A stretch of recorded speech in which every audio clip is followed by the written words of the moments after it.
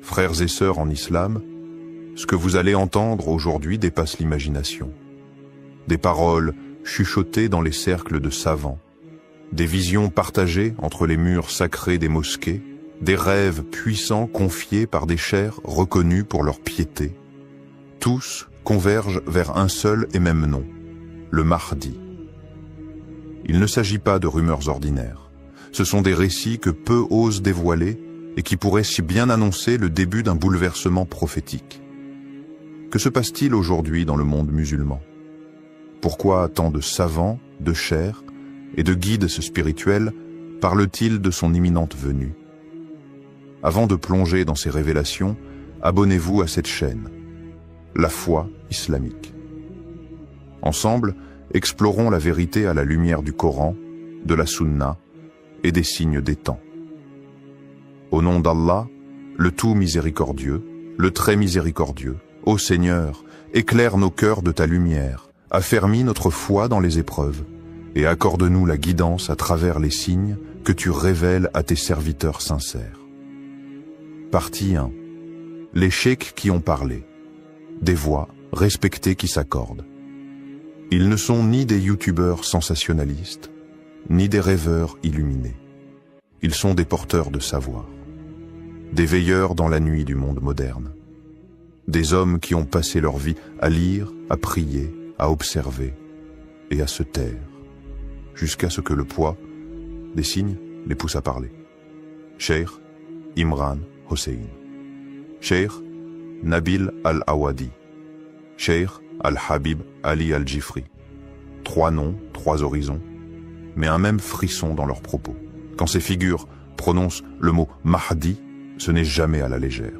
C'est après des années de méditation, d'étude des hadiths, et parfois d'un rêve venu troubler leur nuit. Cheikh Nabil Al-Awadi, figure du monde sunnite, réputé pour sa prudence, n'a pas cherché à créer le buzz. Il a simplement déclaré, dans une voix tremblante mais ferme, « Nous vivons une époque où les signes mineurs sont quasiment tous passés. Il ne reste que les grands, et le Mahdi en est la clé. » Cette phrase n'est pas un cri. C'est un signal, discret mais profond. Et pour ceux qui connaissent la science des signes, ce genre de déclaration ne peut être ignoré. Ce n'est pas un homme quelconque qui parle. C'est un érudit, formé, entouré, respecté. Et pourtant, il ose évoquer ce que beaucoup n'osent qu'effleurer, l'imminence. Puis vient Cheikh Al-Habib Ali Al-Jifri, dont la parole est connue pour sa douceur, mais aussi sa profondeur spirituelle. Il ne donne pas de date. Il ne fait pas de chronologie. Il raconte un rêve qu'il a vu, un rêve bouleversant. Un homme au visage lumineux, à la Mecque, entouré de croyants criant « Tu es notre guide ». Il n'a pas dit que c'était le Mahdi. Il n'a pas prononcé ce mot. Mais son regard, en racontant ce rêve, parlait pour lui. Il tremblait d'émotion, comme si cette vision avait traversé son âme.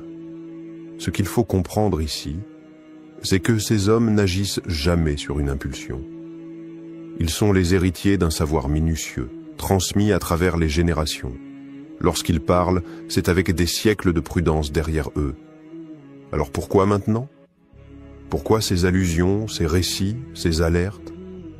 Parce qu'ils sentent, non pas dans un délire mystique, mais dans une analyse du monde. Ils voient les systèmes s'effondrer, les tyrans se multiplier, les cœurs s'assombrir, et l'humanité atteindre un tournant. Et dans ce contexte chaotique, leur voix devient une lanterne. Une lanterne qui ne dit pas « il est là », mais qui murmure « il approche ». Et ce murmure devient une symphonie quand on entend Cheikh Imran Hossein évoquer la fin des temps. Depuis des décennies, il décrypte les signes. D'abord ignoré, puis critiqué, il est aujourd'hui écouté. Pourquoi? Parce que ce qu'il a annoncé hier devient réalité aujourd'hui. Lui aussi évoque l'arrivée du Mahdi.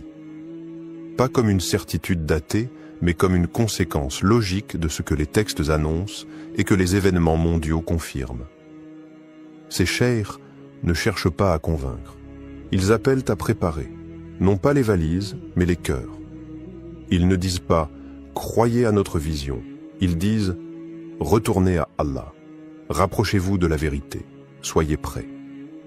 Et c'est peut-être cela le plus bouleversant.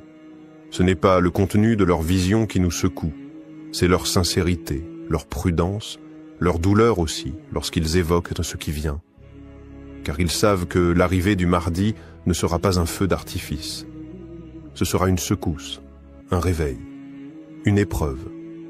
Et seuls les cœurs connectés à la lumière divine tiendront. Partie 2. Des rêves révélateurs. Ce que certains ont vu du Mahdi. Dans le silence de la nuit, alors que le monde dort et que les âmes s'élèvent, certains voient. Pas avec les yeux du corps, mais avec ceux du cœur. Ces rêves ne sont pas des fantaisies. Ce sont des fragments, des éclats du monde invisible que Dieu offre à ceux dont le cœur est purifié. Le prophète Muhammad l'a dit. Le rêve véridique est une des 46 parties de la prophétie. Et dans notre époque troublée, ces rêves se multiplient, pas chez n'importe qui, mais chez des hommes de science, des femmes pieuses, des étudiants sincères, des chers silencieux que le ciel réveille. Un cheikh marocain a confié le regard humide que dans son sommeil, il s'est vu transporté à Médine. Là, debout devant le noble tombeau du prophète, un homme pleurait, les mains levées, le cœur déversé en larmes. Et puis cette voix venue de nulle part, ou peut-être d'en haut, « Voici le Mahdi que tu attends ». Il s'est réveillé tremblant. Il n'a pas cherché à interpréter, il a seulement su. Quelque chose s'est imprimé en lui, comme une certitude douce et pesante à la fois. Il n'a pas cherché à en parler partout. Il l'a partagé à quelques élèves, à ceux capables d'entendre sans moquerie, de ressentir sans idolâtrer. Ce rêve n'est pas isolé. Il fait partie d'une constellation. En Égypte, un fakir raconte avoir vu une foule immense autour de la Kaaba. Un homme, vêtu simplement, au regard baissé, refusait de monter sur le minbar. Mais les gens le suppliaient. Ils l'appelaient par un nom qu'il n'ose plus répéter sans frissonner. À Karachi, une femme pieuse raconte une vision où la nuit s'est éclairée d'une lumière intense. Un homme marchait entre les ruines d'un monde brisé. Derrière lui, des enfants, des savants, des orphelins. Il ne parlait pas, mais sa présence apaisait. Les oiseaux se taisaient et même le vent semblait écouter. Et ce qui trouble le plus, c'est l'universalité de ces visions. Pakistan, Yémen, Europe, Afrique, Indonésie, France, partout, les récits se recoupent. Le même homme, la même pudeur, la même scène, la foule, la lumière et une voix qui désigne sans désigner, et pourtant aucune coordination entre ces rêveurs, aucun agenda, juste des cœurs qui cherchent Dieu, des âmes qui pleurent en prière. Et parfois, la nuit leur répond. Ces rêves parlent tous de la même chose. Un homme qui ne veut pas être reconnu, qui refuse le pouvoir, mais que les gens reconnaissent malgré lui. Un homme qui pleure devant le prophète et qui porte une lumière intérieure que même les aveugles sentiraient en passer. Alors, que faire de ces récits? Les rejeter en bloc? Les ranger dans une case de coïncidence collective? Ou faut-il, peut-être, se poser une autre question? Et si ces rêves n'étaient pas là pour désigner un homme, mais pour réveiller des cœurs? Peut-être qu'Allah nous montre ce visage, non pas pour qu'on le suive aveuglément, mais pour qu'on se prépare à ce qu'il représente. La fin de la corruption, le retour de la justice, le triomphe de la vérité. Le début d'une ère où l'islam se vivra avec sincérité, non plus dans la peur ou la honte.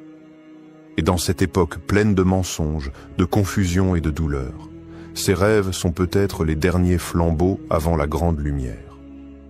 Partie 3. Les signes qui les ont poussés à parler. Il y a un moment où le silence devient trahison. Un moment où se taire face à l'effondrement du monde revient à abandonner les âmes à l'errance. Ce moment, selon certains savants, est arrivé. Depuis des années, les cheikhs les plus lucides observaient. Ils analysaient. Ils patientaient. Mais aujourd'hui, ils parlent. Et si des voix comme Cheikh Imran Hossein, Cheikh Nabil Al-Awadi ou Cheikh Al-Jifri ont décidé de s'exprimer sur le Mahdi, ce n'est pas par hasard. Ce n'est pas pour provoquer. C'est parce qu'ils ont vu les signes. Et ces signes sont devenus trop évidents, trop puissants pour être ignorés. Guerre dévastatrice au Moyen-Orient. Des villes réduites en cendres. Des enfants enterrés sous les ruines. Des peuples brisés, dispersés, déshumanisés. Et à chaque nouvelle guerre, un même schéma. Oppression, injustice, silence des puissants. Jérusalem sous tension. Cheikh Imran Hossein ne cesse de le répéter. Celui qui ne comprend pas le rôle prophétique d'Israël et de Jérusalem dans la fin des temps ne peut comprendre l'éveil du Mahdi. Il explique que le faux Messie, Dajjal, doit émerger à travers un système corrompu, sioniste, imposant au monde une fausse paix, une fausse liberté, une fausse justice, et que le Mahdi, à l'inverse, apparaîtra comme un contre-choc, un retour à la vérité absolue, à la justice divine. Un monde à genoux. L'effondrement moral n'est plus une théorie. L'impudicité est devenue une industrie. L'injustice, une norme. Les tyrans sont applaudis, les justes emprisonnés. L'islam est caricaturé, surveillé, ridiculisé. Et au sein même de la Oumma, les divisions font rage. Sunnites contre chiites, traditionnalistes contre réformistes, culture contre culture, mosquée contre mosquée. Le climat, lui aussi, parle. Inondations, séismes, feux incontrôlables.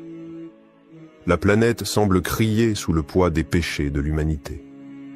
Les savants ne sont pas des climatologues, mais ils voient dans ces bouleversements un rappel, une purification avant le retour d'un ordre divin. Cheikh Nabil l'a dit sans détour. L'analyse ne suffit plus.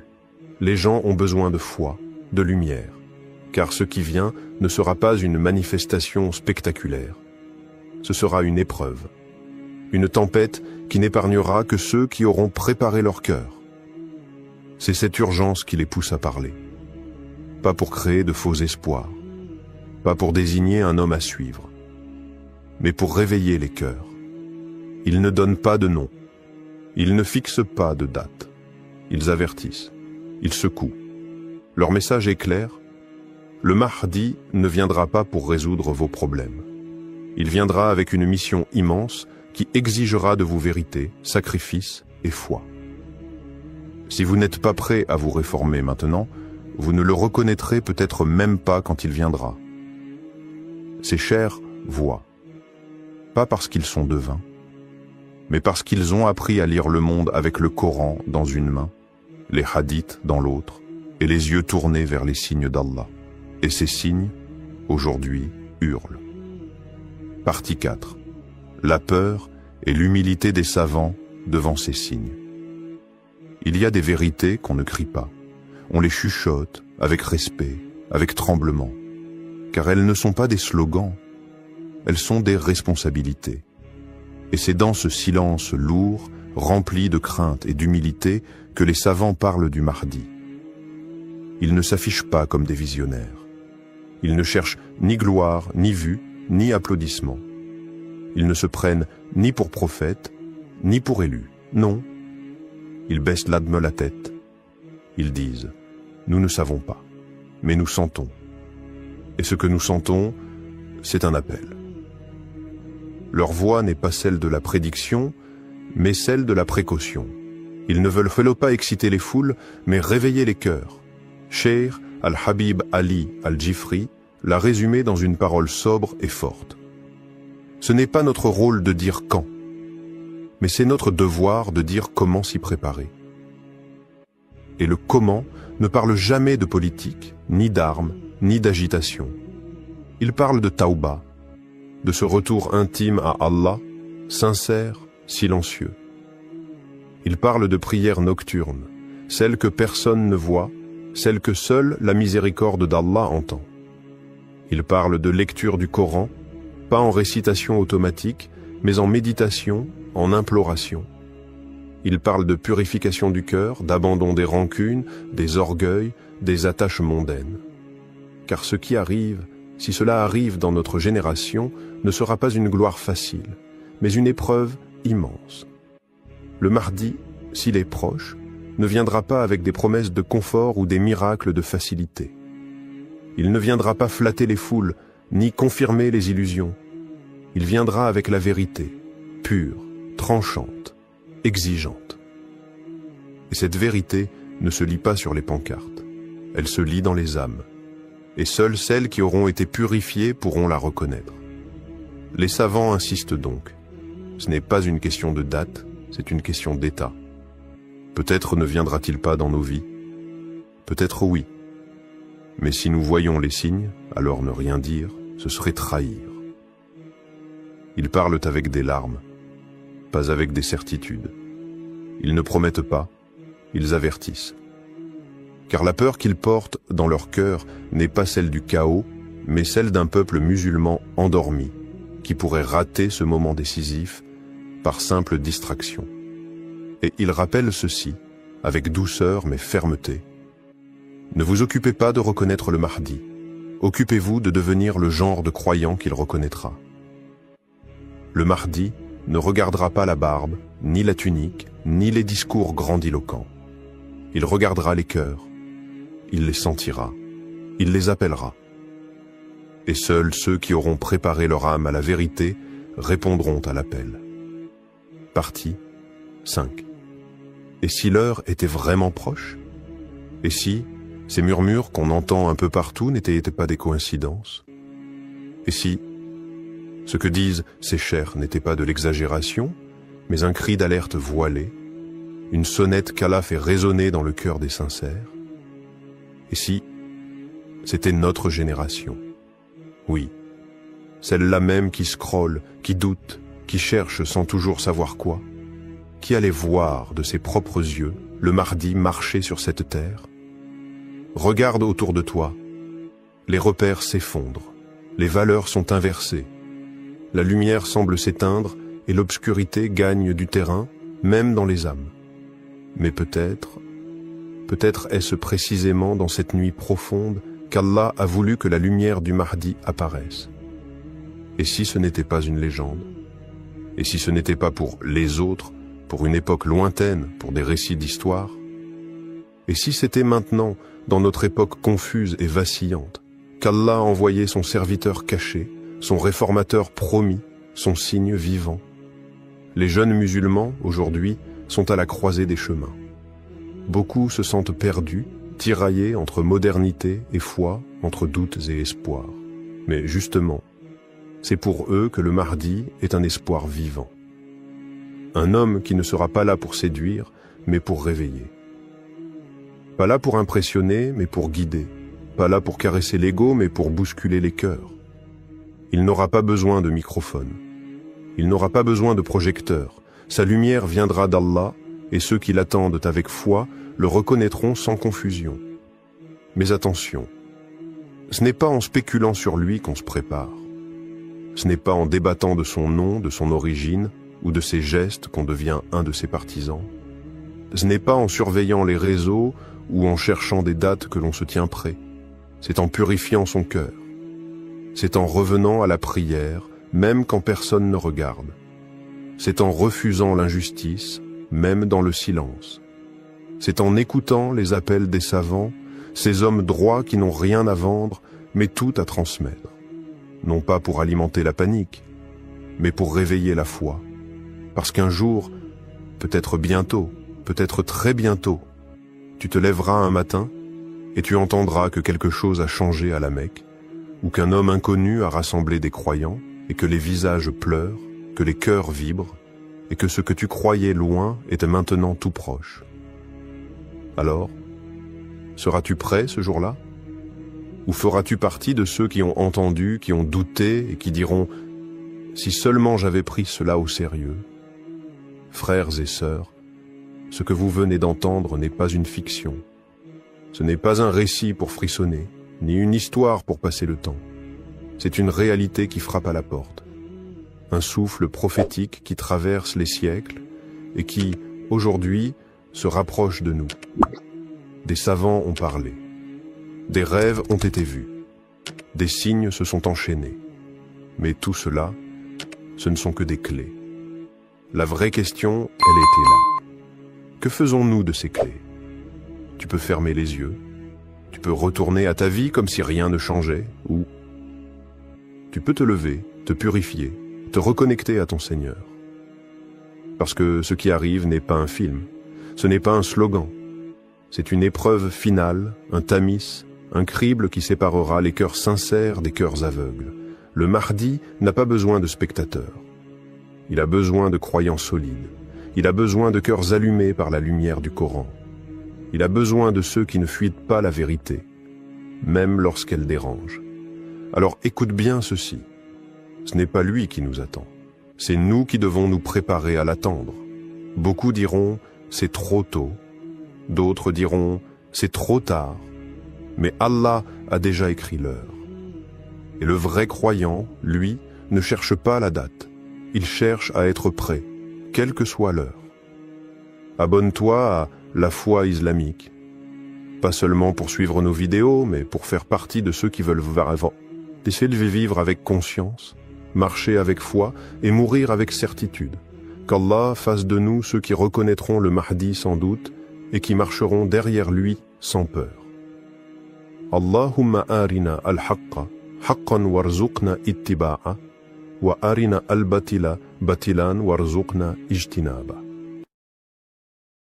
Frères et sœurs, il y a des moments dans l'histoire où les événements ne sont plus isolés, où les signes se regroupent, s'enchaînent et pointent tous vers une même direction. Nous vivons une époque étrange, marquée par des bouleversements géopolitiques, spirituels, climatiques. Et si tout cela annonçait un seul et unique lieu, un lieu prophétisé, attendu, craint par certains, espéré par d'autres, le lieu de l'apparition du Mahdi. Avant de commencer, abonnez-vous à la chaîne La Foi Islamique pour ne rien manquer des révélations à venir. Car ce que vous allez entendre maintenant pourrait changer votre manière de regarder le monde. Bismillah, wa salat wa salam ala rasulillah. Ô Seigneur des mondes, éclaire nos cœurs par ta lumière, guide nos âmes vers la vérité, et fais de nous des témoins sincères de ton décret. Ya Allah, accorde-nous la clairvoyance de reconnaître tes signes, et la force de rester ferme lorsque viendra l'épreuve. Partie 1. Les signes avant-coureurs dans les hadiths. Ils sont là, non pas dans les récits d'un vieux livre poussiéreux qu'on feuillette par curiosité, mais dans les journaux, les écrans, les cris des peuples opprimés et les secousses invisibles de l'histoire. Les signes. Ils frappent à notre porte, et chaque jour, ils deviennent plus évidents. Le prophète Mohammed, le véridique, n'a laissé aucune zone d'ombre. Dans les recueils les plus authentiques, ses paroles retentissent comme un écho lointain, ou comme un avertissement imminent. Il a parlé d'un monde bouleversé, d'un déséquilibre général, de nations qui s'affrontent dans des conflits sans fin, de puissances qui s'effondrent, de peuples qui crient justice, de sang versé dans les lieux saints. Il a parlé de Cham, cette terre bénie et meurtrie. Il a mentionné Al-Quds, centre de tensions et d'enjeux mystiques. Il a désigné l'Arabie, touchée par des luttes internes, des divisions claniques, des effusions qui tachent même les lieux les plus sacrés. Et maintenant regarde le monde autour de toi.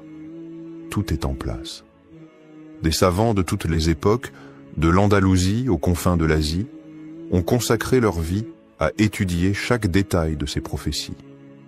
Des générations entières ont tenté de tracer sur les cartes les lieux où ces signes se croiseraient, et presque tous s'accordent sur un point. Le Mahdi apparaîtra à la Mecque entre la pierre noire et le Maqam d'Ibrahim, là où les âmes en quête se retrouvent, là où la foi vibre avec une intensité unique. Mais voilà la nuance que peu perçoivent. Si la Mecque est le point d'émergence, cela ne signifie pas qu'il n'y aura pas d'autres étapes. car avant de se dévoiler au monde, le Mahdi est un homme qui marche dans l'ombre. Il ressent les douleurs du monde. Il traverse les nations, peut-être même les grandes capitales. Il voit l'injustice, il entend les appels des opprimés, il apprend en silence. Certains signes visibles, les guerres, les tremblements de terre, les crises sociales, sont comme les grondements avant une éruption. Mais il y a aussi des signes invisibles, des rêves partagés, des cœurs troublés sans savoir pourquoi, une sensation diffuse que quelque chose se prépare, quelque part. Ce sont les signes intérieurs, ceux que seule l'âme peut capter. Et là, une vérité mystérieuse se dévoile.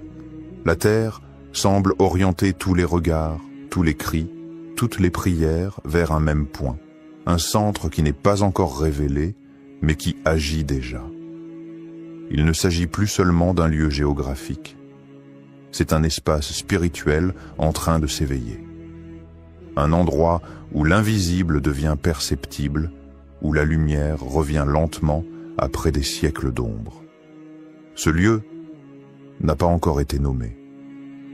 Mais tout indique qu'il est déjà chargé d'un poids que seul un élu peut porter. Ce n'est pas un hasard si certains voient le même rêve à des milliers de kilomètres les uns des autres. Ce n'est pas un hasard si des savants se replongent dans les textes avec une urgence nouvelle. Ce n'est pas un hasard si les cieux et la terre semblent en attente. La prophétie avance.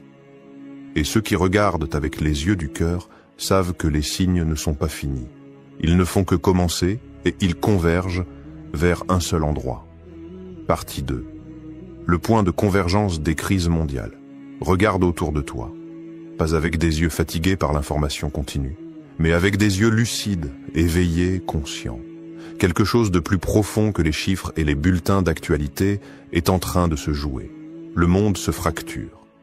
Et pourtant, ces fractures suivent un tracé. Un tracé qui nous ramène toujours au même point. À l'est, le Moyen-Orient brûle. Gaza saigne. La Syrie gémit. L'Irak pense encore ses plaies. Le Yémen supplie dans le silence médiatique. Des bombes tombent, mais aussi des masques. À l'ouest, l'Europe vacille. Elle doute de son identité, divisée entre un passé chrétien qu'elle a renié et un avenir qu'elle ne comprend plus. L'Occident tout entier semble fatigué de sa propre puissance. Les révoltes intérieures, la montée de l'extrême, l'effondrement moral, tout cela n'est pas que politique, c'est spirituel. Mais au centre, quelque chose attire. Quelque chose agit comme un point d'équilibre entre deux mondes, entre l'Orient mystique et l'Occident rationaliste, entre l'islam hérité et l'islam à venir. Ce point, c'est le cœur de la Méditerranée. Une zone où Jérusalem, Damas et la péninsule arabique forment un triangle sacré. Un triangle qui, depuis des siècles, abrite les plus grands bouleversements spirituels et géopolitiques. Mais quelque chose a changé, quelque chose de subtil. Les signes récents, les tensions invisibles, les rêves collectifs, les basculements soudains, tous commencent à indiquer un autre lieu. Un lieu que peu regardent, un lieu qui ne fait pas partie des récits classiques, mais que le destin semble redessiner à la lumière d'une prophétie vivante. Car le Mahdi, avant d'être reconnu, sera inconnu. Il ne surgira pas là où les foules l'attendent, comme on attend un roi avec tambour et fanfare. Il apparaîtra dans la discrétion. Il traversera des terres que l'on croyait marginales. Il portera peut-être un accent inattendu, une allure que personne ne reconnaît. Et c'est précisément là que le divin surprend. Il casse les cadres, il brise les habitudes. Certains signes, presque imperceptibles, orientent désormais notre regard vers un territoire nouveau, à la fois extérieur au monde musulman traditionnel et intérieurement connecté à son cœur. Ce lieu pourrait être en Europe, peut-être même dans une nation réputée pour son orgueil, sa laïcité, ses conflits avec l'islam. Un lieu que l'on pense fermé et qui peut-être cache la clé. Cela te semble improbable, mais n'est-ce pas ce que l'histoire nous a toujours enseigné? que les révolutions naissent là où on ne les attend pas, que les élus viennent de peuples oubliés, que les lumières jaillissent du cœur des ténèbres. Les tensions actuelles ne sont pas seulement politiques, ce sont des signaux divins. Elles pointent vers un nouveau carrefour, un endroit d'intersection, de rupture et de renaissance. Un point où l'ancien monde s'effondre et où le nouveau prend forme dans le silence. Et si ce lieu était déjà désigné, sans qu'aucun d'entre nous ne l'ait encore compris? Et si les crises elles-mêmes formaient une carte invisible, dessinée par le doigt d'Allah, indiquant l'endroit exact où un événement prophétique doit s'accomplir? Rien n'est au hasard, et les signes ne mentent jamais. Partie 3. Le rôle caché de l'Occident et l'éveil spirituel inattendu. Et si on t'avait toujours appris à regarder au mauvais endroit?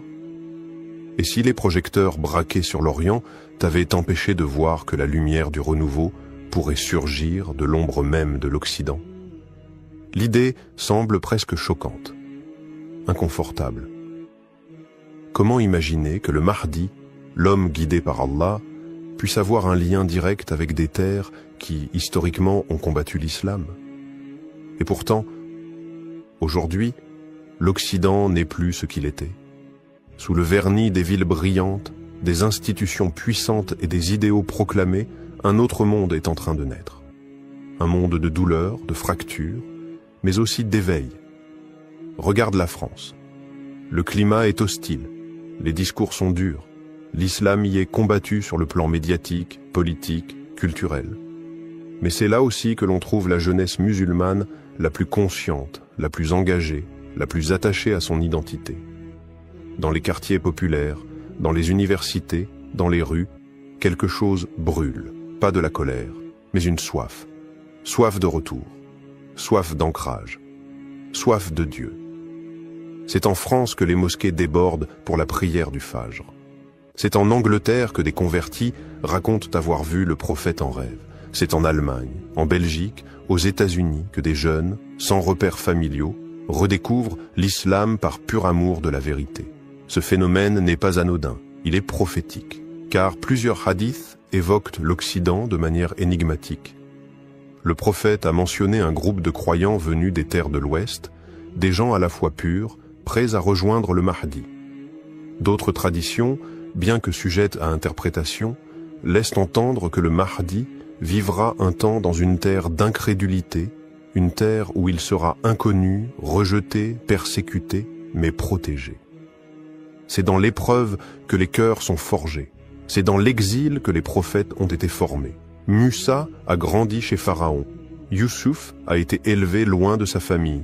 Le prophète Muhammad a été rejeté par les siens avant d'être accueilli à Médine. Et si le Mahdi suivait cette même trajectoire?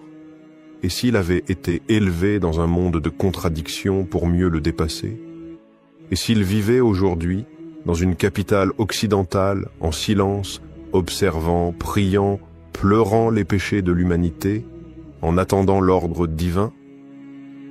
Peut-on imaginer un instant que Paris, cette ville de lumière profane, soit aussi le théâtre secret de la lumière divine? Elle qui incarne tant de rejets, pourrait-elle devenir le lieu de l'accueil? Un lieu où le Mahdi vivrait caché, anonyme parmi les anonymes. Un cœur pur battant dans un monde hostile. Un homme éveillé, protégé non par les murs, mais par la volonté d'Allah. Et si les épreuves des musulmans en France, leur douleur, leur résistance, n'étaient pas de simples injustices, mais un signe que quelque chose se prépare. L'histoire d'Allah ne suit jamais les chemins qu'on attend. Elle renverse les puissants. Elle élève les opprimés. Elle transforme les périphéries en centres, et les lieux rejetés en lieux élus. Et toi, as-tu ouvert les yeux sur ce lieu inattendu où tout pourrait commencer? Partie 4. Pourquoi Paris concentre tous les signes? Regarde Paris, pas avec les yeux du touriste, ni ceux du politique. Regarde-la avec les yeux du cœur, avec la lecture des signes. Paris n'est pas qu'une ville, c'est un champ de bataille invisible. C'est le miroir des contradictions du monde moderne, où la foi est traquée mais jamais étouffée, où l'obscurité croit dominer mais laisse toujours filtrer la lumière. Ici, les minarets sont étouffés mais les cœurs s'élèvent. Ici, la parole de Dieu est contestée mais constamment récitée dans les foyers, les cellules, les ruelles. Ici, les musulmans sont surveillés mais plus vivants que jamais. Est-ce un hasard? Ou est-ce le lieu exact de l'épreuve choisi par Allah pour que naisse ce feu dont parlent les hadiths? Un feu qui ne brûle pas pour détruire, mais pour révéler. Paris, ce n'est pas seulement la ville des révolutions, c'est aussi la ville du refus des prophètes, la ville des philosophies humaines, des lois sans Dieu, de l'ordre sans foi. Mais c'est dans ces lieux extrêmes, dans ces points de rupture, que naissent les plus grandes révélations. Souviens-toi, le Mahdi ne vient pas pour les conforts. Il surgit dans le chaos, dans le rejet, dans la nuit. Et cette nuit, Paris l'a déjà depuis longtemps. Mais une étoile pourrait bien s'y lever. Les récits soufis, porteurs de secrets transmis d'oreilles en oreilles, parlent d'un homme juste, discret, solitaire, habitant une ville étrangère aux lois divines. Il est silencieux mais éveillé. Il pleure la nuit, pris dans les coins sombres, et personne ne soupçonne qu'il est celui qu'Allah prépare. Ces récits ne nomment pas Paris. Mais ils parlent d'une grande capitale occidentale, où il restera caché jusqu'au moment du retournement. Et quel autre lieu aujourd'hui correspond à ce tableau plus que Paris, capitale de la laïcité, de l'orgueil humain, et pourtant si peuplée de cœurs soumis? Paris est l'épicentre de la tension. Chaque manifestation, chaque injustice, chaque débat sur l'islam alimente cette tension spirituelle, comme si un nerf invisible était touché, comme si la ville pressentait quelque chose qu'elle ne comprend pas. Le Mahdi, dit-on, ne veut pas du pouvoir. Il ne cherche pas l'apparition. Il est appelé par les événements et forcé par le destin divin. Et pour qu'un tel homme surgisse, il faut un terrain brûlant, un lieu qui le forge, qui le rejette, puis qui l'appelle à en sortir. Paris n'est pas la fin du voyage, mais elle pourrait bien être le départ, car c'est là que le feu intérieur s'allume. C'est là que le silence du Mahdi devient plus fort que les cris du monde. C'est là, dans les rues chargées de colère, dans les regards pleins de rejet, dans les invocations nocturnes des oubliés, que la lumière se prépare à descendre, et quand elle se déversera, elle ne viendra pas avec des slogans, mais avec le poids de la vérité. Partie 5. Les cartes anciennes et les révélations ésotériques. Il existe des cartes que l'on ne trouve pas dans les manuels scolaires, des cartes que l'on ne trace pas avec des frontières politiques, mais avec des lignes invisibles, des lignes d'énergie, des trajets de lumière, des veines spirituelles que les anciens connaissaient. Les maîtres soufis les appelaient par les routes secrètes de la présence divine. Selon eux, certains lieux sur Terre ne sont pas seulement géographiquement stratégiques, mais cosmiquement choisis. Des nœuds où le ciel rencontre la Terre, où le destin du monde s'articule. Parmi ces points faits mystérieux, Paris apparaît, pas comme une ville sainte, mais comme un croisement, un carrefour chargé, un point d'intersection entre les tensions de la fin des temps. Là où les civilisations s'entrechoquent, là où les idées s'affrontent, là où la lumière et les ténèbres dialoguent sans cesse. Des cartes anciennes, juives, chrétiennes et musulmanes mentionnent un centre du monde. Non pas au sens physique, mais énergétique, elles parlent d'un cœur de l'humanité, d'un lieu où les événements de la fin convergeront avant de se rediriger vers l'Est. Et dans ces textes symboliques, on retrouve en filigrane la ville de Paris. Les soufis évoquent une géométrie spirituelle. Mecque, Jérusalem, Damas, et un quatrième point invisible plus à l'ouest. Un point de silence, un point de gestation. Certains maîtres ont chuchoté, loin des foules.